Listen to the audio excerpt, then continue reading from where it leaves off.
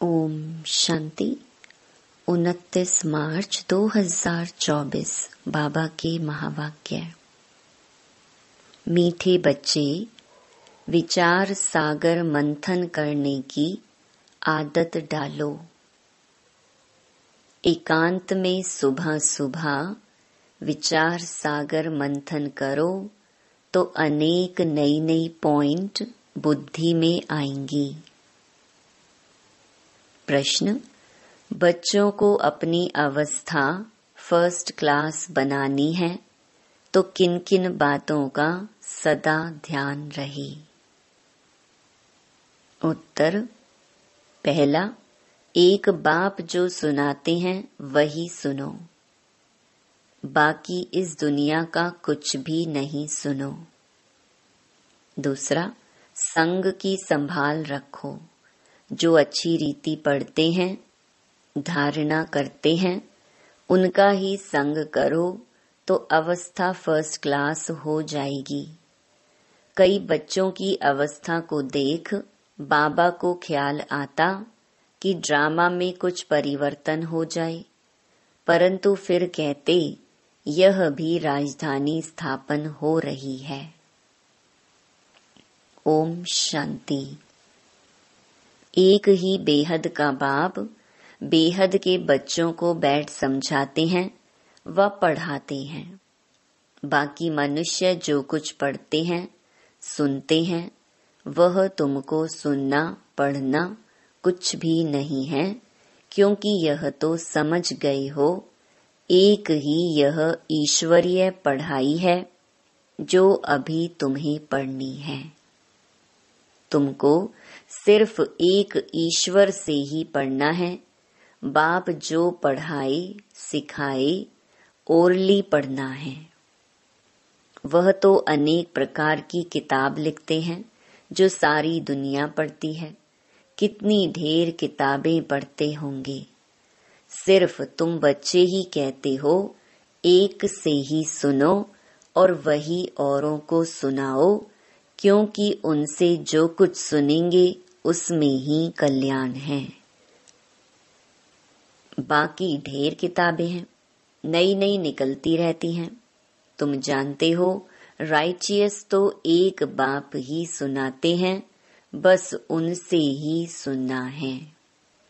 बाप तो बच्चों को बहुत थोड़ा समझाते हैं, उसको डिटेल में समझाकर फिर भी एक ही बात पर आ जाते हैं। भल मन मनाभव अक्षर बाबा राइट कहते हैं, परंतु बाबा ने ऐसे कहा नहीं है।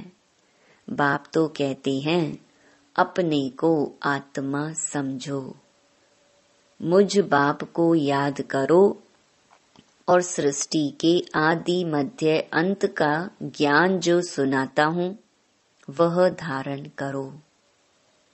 यह भी तुम जानते हो, हम जो देवता बनते हैं वही फिर वृद्धि को पाते हैं।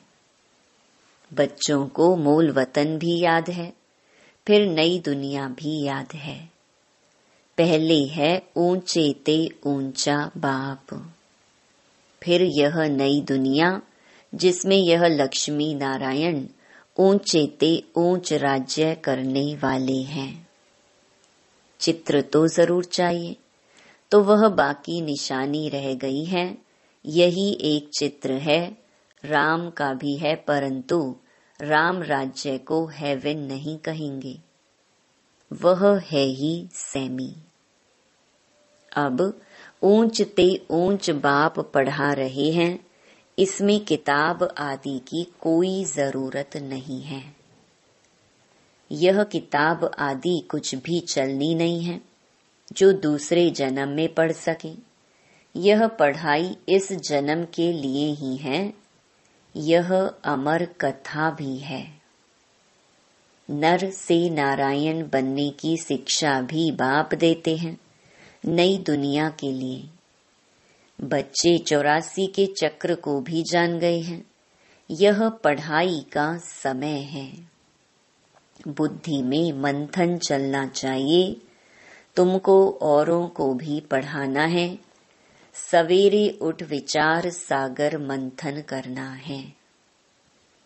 सवेरे ही विचार सागर मंथन अच्छा होता है। जो समझाने वाले होंगे उन्हों का ही मंथन होगा। टॉपिक्स, पॉइंट्स आदि निकलती हैं। भक्ति की बातें जन्म जन्मांतर सुनी। यह ज्ञान जन्म जन्मांतर नहीं सुनेंगे। यह बाप एक बार सुनाते हैं, फिर यह नॉलेज तुमको भी भूल जाती है।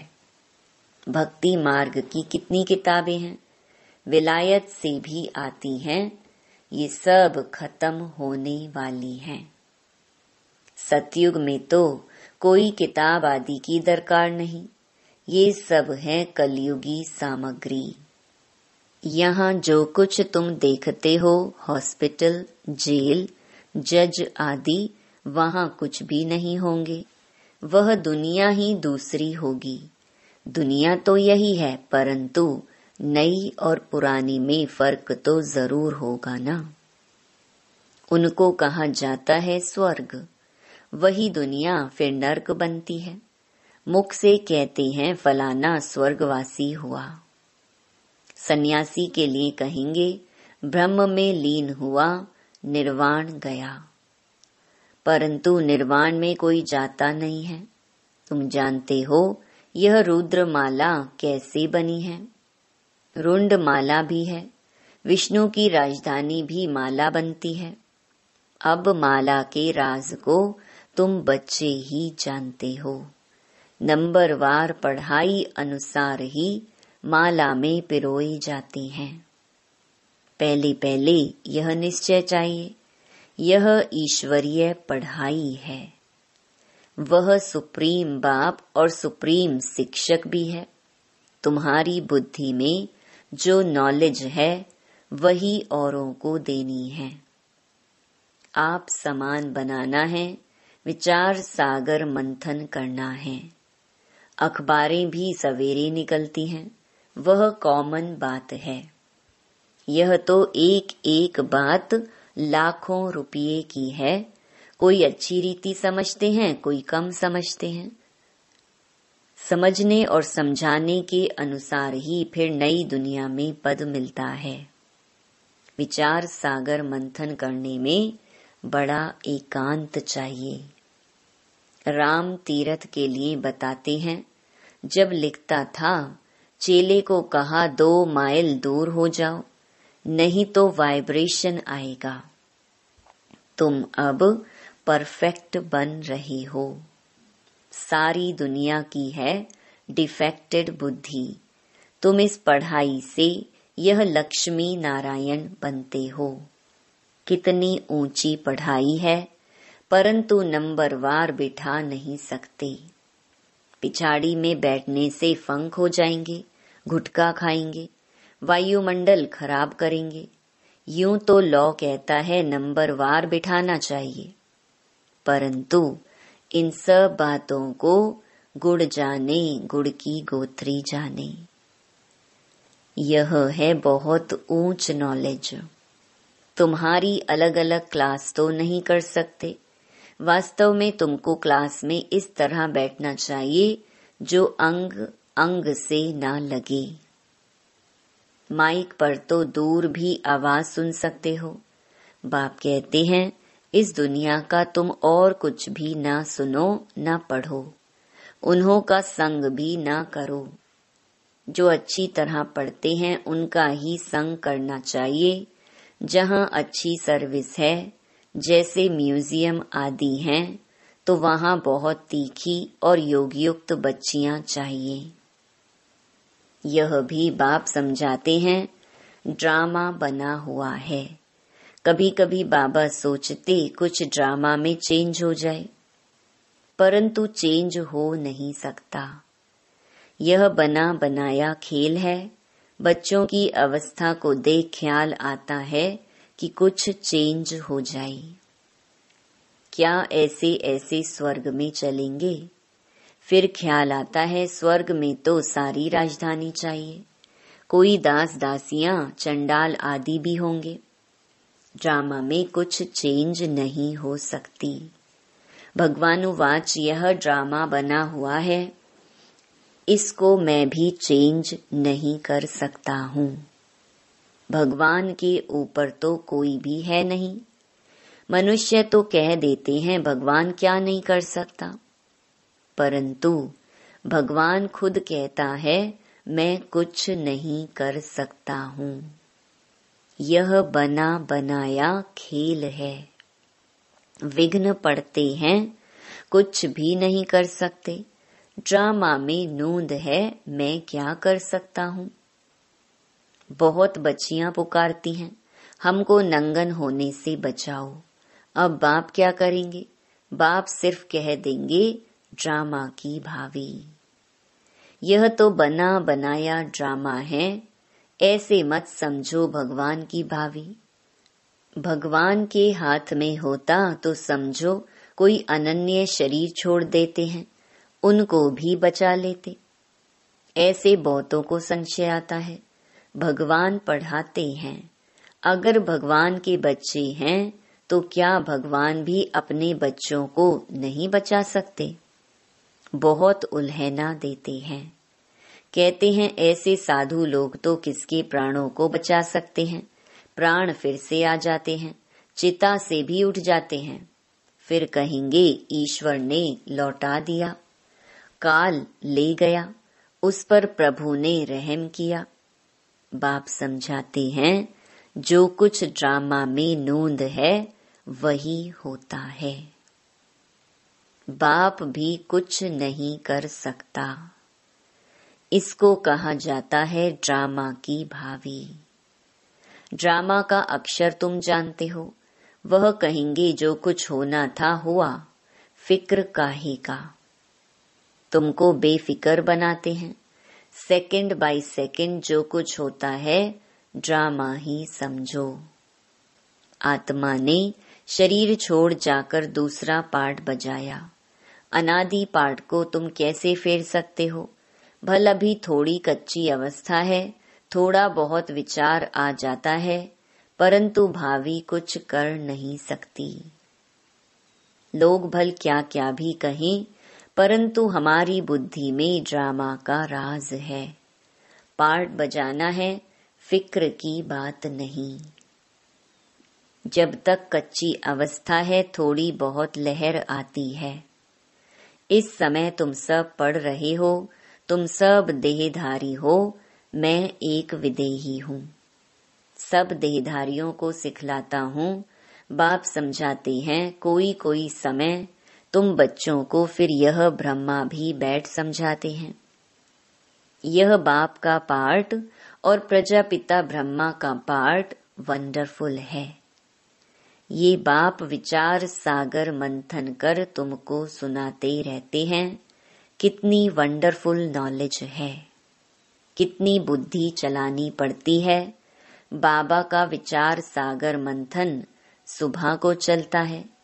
तुमको भी ऐसा बनना है जैसा टीचर। फिर भी फर्क तो जरूर रहता है।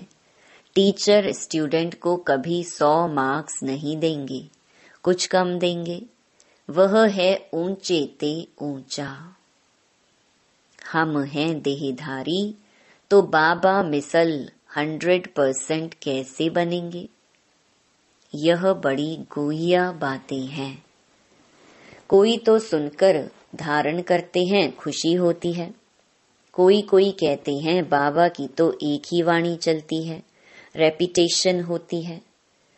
अब कोई नए नए बच्चे आते हैं तो मुझे पहली पॉइंट उठानी पड़ती है। कोई नई पॉइंट भी निकल आती हैं औरों को समझाने के लिए। बच्चों को फिर भी बाप को मदद करनी पड़ती है। मैगजीन निकालते हैं, कल्प पहले भी ऐसा लिखा होगा। अगर अखबार निकालें तो उस पर बहुत ध्यान देना पड़े। ऐसी कोई बात ना हो जो मनुष्य पढ़कर नाराज हो जाए। मैगजीन तो तुम पढ़ते हो, कोई कच्ची पक्की बात होगी, कहेंगे अब तक संपूर्ण नहीं बनी है।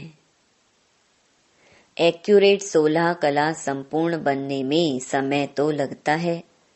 अभी तो बहुत सर्विस करनी है, बहुत प्रजा बनानी है। यह भी बाप ने समझाया है। अनेक प्रकार की मार्क्स हैं।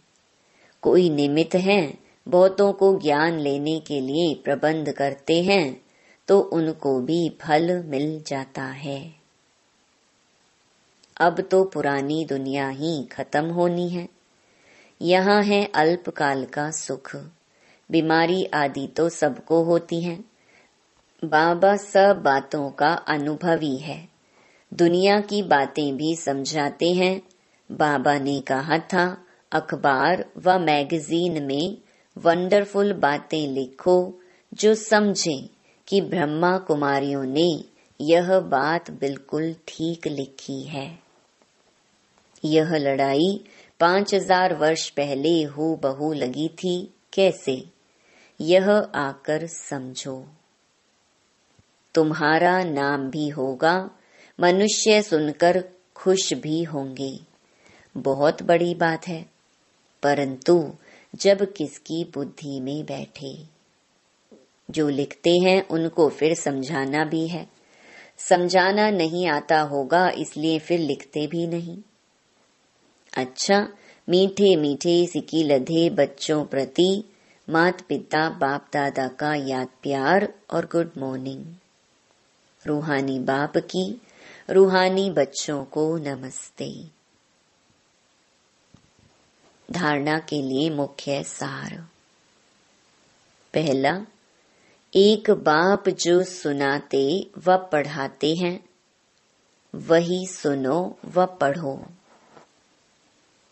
बाकी कुछ भी पढ़ने सुनने की दरकार नहीं। संग की बहुत बहुत संभाल रखो। सवेरे सवेरे एकांत में बैठ विचार सागर मंथन करो। दूसरा, ड्रामा की भावी निश्चित बनी हुई है, इसलिए सदा बेफिक्र रहो।